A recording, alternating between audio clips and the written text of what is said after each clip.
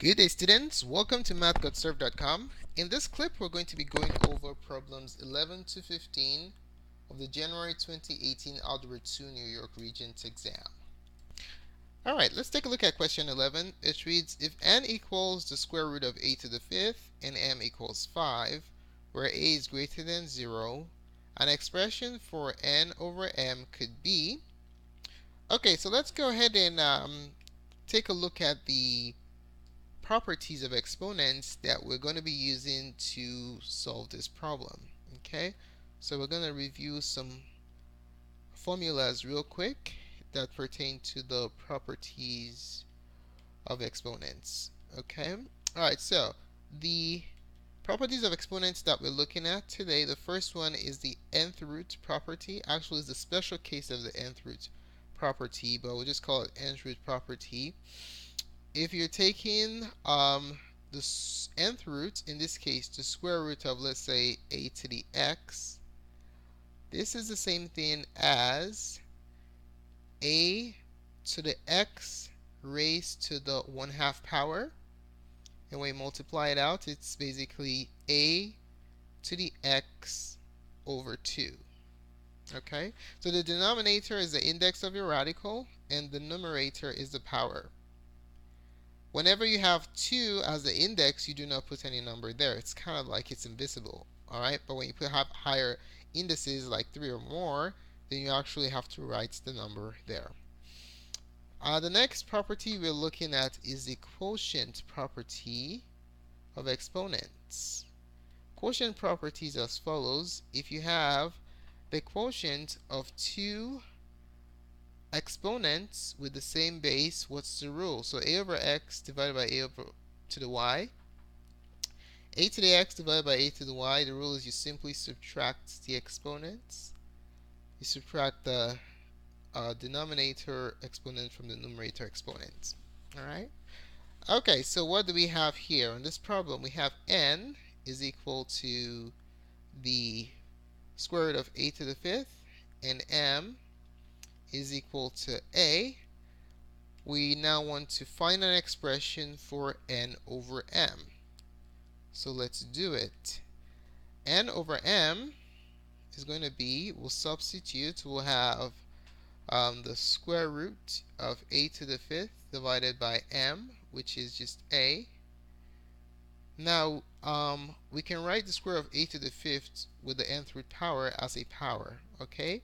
So write this radical as a rational exponent. So it's going to become a to the, there's a 2 as a root, so it's going to be 5 over 2.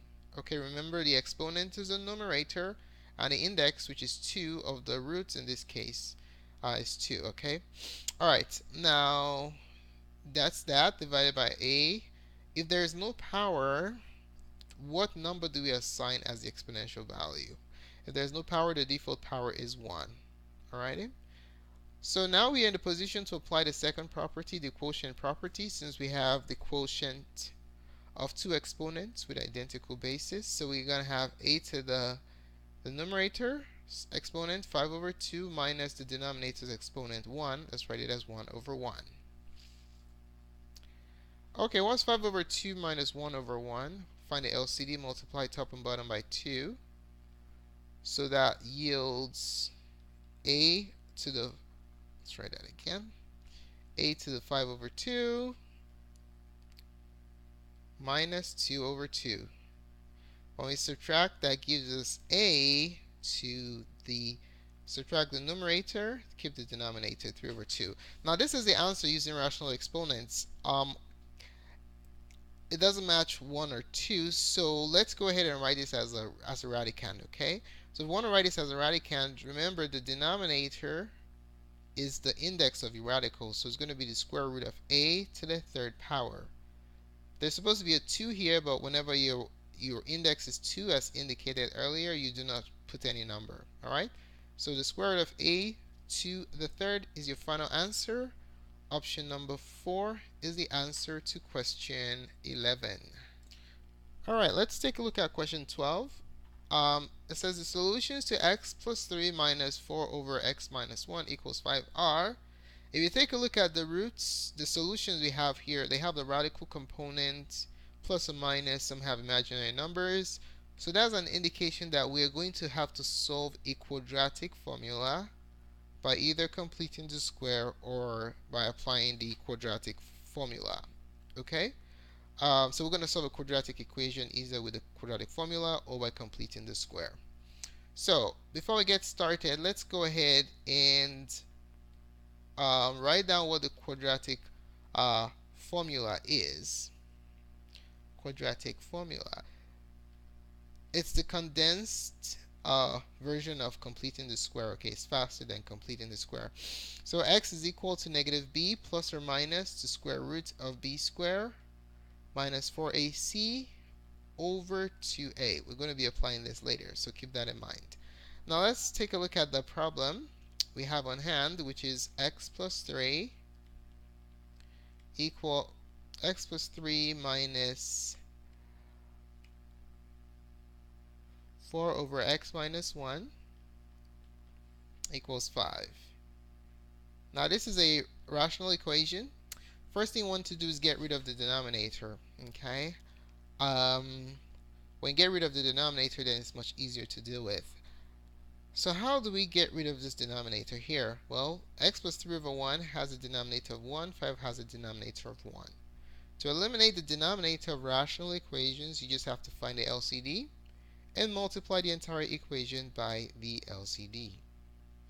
The LCD in this case is x minus 1, so we're just basically looking for the LCD of 1 and x minus 1, and the LCD is just x minus 1. So to get rid of the denominator, we'll multiply the entire equation by the LCD x minus 1. Okay? So when we do that, we're going to distribute x minus 1 to every term. So for the first term, we're going to have x minus 1 times x plus 3. When you distribute x minus 1 to 4 over x minus 1, guess what? This expression and the denominator are identical, so they cancel each other out. And then lastly, we have 5 times the quantity x minus 1. Okay? Alright, let's go ahead and expand this. We're going to follow this out. First, outer, inner, last. X times x is x squared. X times 3 is plus 3x. Negative 1 times x minus 3 minus 4. And then we're going to distribute this 5 across the x and the negative 1. Alright, so carry out the distribution. We're going to have 5x minus 5. Now let's simplify this. We have x squared plus 3x minus x is plus 2x minus 3 minus 4 is negative 7 equals 5x minus 5. Now we can clearly see we have a quadratic equation. Let's go ahead and put it in standard form. Set it equal to 0 with descending order of degree terms. Subtract 5x from both sides. And then add 5 to both sides. Now what is that going to give us? Let's jump over here.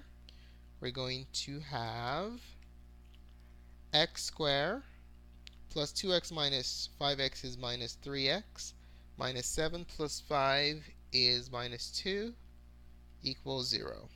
We're not even going to try factoring because we know it's prime based on the irrational nature of the alternatives that we have. So we're going right into the quadratic formula. A is the coefficient of x squared, which is 1. B is the coefficient of x, negative 3, and c is negative 2. Alright, so we have the quadratic formula here. We're just going to plug in these values. X equals negative b.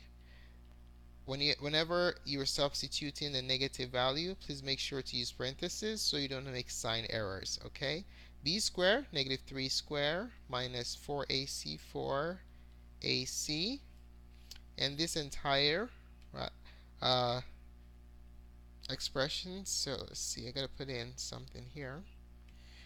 The entire thing divided by 2a, I just put in the plus or minus there, so 2a, a is 1.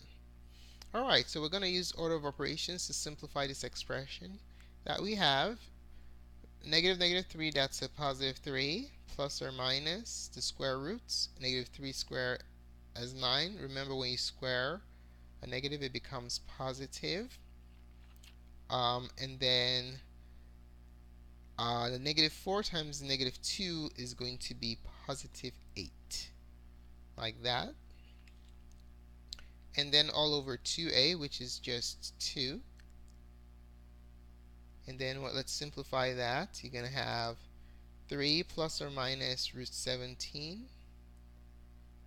And then we can divide both of them by 2. So 3 over 2 plus or minus root 17 over 2. The answer for question 12 is option number 1. Alright, let's take a look at question 13. It reads, if a e to the bt equals c, where a, b, and c are positive, then t equals. So we're just solving an exponential equation for the specified variable. Alright, so let's talk about how to do this first, and then we're going to go ahead and apply the procedure. The goal is to get t isolated, okay? So first thing we'll do is we'll divide both sides by a. We'll be left with e to the bt. To get rid of e, we're going to use the natural logarithm. And then finally divide both sides by b to get t isolated.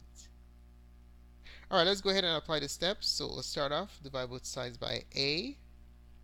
You want to get the exponential term isolated so you can eliminate the base, okay? So a is divide out, and then we have e to the bt equals c over a. Now the inverse of the exponential function is the natural logarithmic function, which is log base e. So you take the natural logarithm of both sides, natural logarithm of e to the bt equals the natural logarithm of c over a.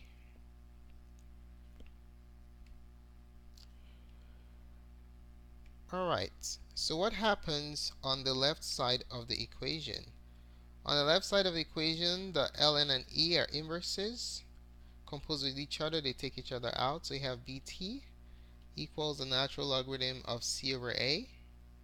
And then the final step involves dividing both sides by b. And our answer, little t, is equal to the natural logarithm of c over a divided by b. Answer to question 13 is number 3. Alright, let's take a look at question 14. It reads, for which values of x rounded to the nearest hundredth will the absolute value of x squared minus 9 minus 3 equals log base 3 of x? Okay, so this one, it's going to be pretty hard to solve it by hand. So what we're going to do is employ the use of our graphing calculators. Okay. Alright, so what we're going to do is we're going to split the equation into two. We're going to call y1 the left side, absolute value of x squared minus 9 minus 3, and then we're going to call y2 log base 3 of x, and then we're going to graph it. Okay. Alright, so graphing log base 3 of x is a little bit difficult with some calculators like what I'm going to be using. So we're going to have to change the base into the base it understands. Okay. So do you remember what the change of base formula is? If you want to change the base, log base n of m is basically equal to log base 10, which you don't put the base for, of the logarithmic argument divided by log of the base. Okay, so if we want to enter this into the calculator, we don't have base 3, so we're just going to convert this to base 10. We're going to express this as log base 10 of x divided by log base 10 of 3. Okay, so first things first, we're going to store these in our calculators, and then what we're going to do next is we're going to find the intersection, the x coordinate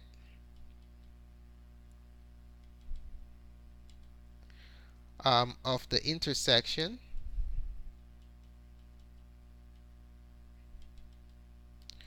of y1 and y2, and that will be the solution. Alrighty.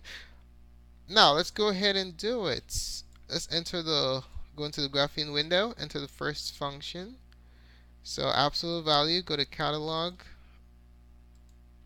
second function 0, catalog, that's absolute value of x raised to the second power minus 9. Close your absolute value brackets, minus 3, that's y1. y2 is going to be log base 3 of x converted to base 10, which is log x divided by log 3. Okay. Alright, let's graph it. So there goes the absolute value quadratic, and then there goes your logarithmic function. If you take a look at all the options that we have here, the first solution, they're all different. So if we just find the first solution, that will tell us what the answer is, okay? So we're going to look for the point of intersection. Second function, calculate the intersection. First curve, enter. Second curve is the radical function, enter. Guess, just move your cursor to the point of intersection, anywhere around there. And our first solution is x equals 2.29. We can clearly see the answer is option number 1. Okay, so the solution is, the first one is 2.29. That's sufficient for us to know that option 1 is the solution to problem 14. Alright, let's take a look at that number 15. It says the terminal side of theta, an angle in standard position, intersects the unit circle at P, negative 130 and negative root 8 over 3. What is the value of secant theta? So to answer this question, you need to remember your unit circle ratios. Okay, so let's go ahead and refresh our memory on that. So let's recall our unit circle ratios.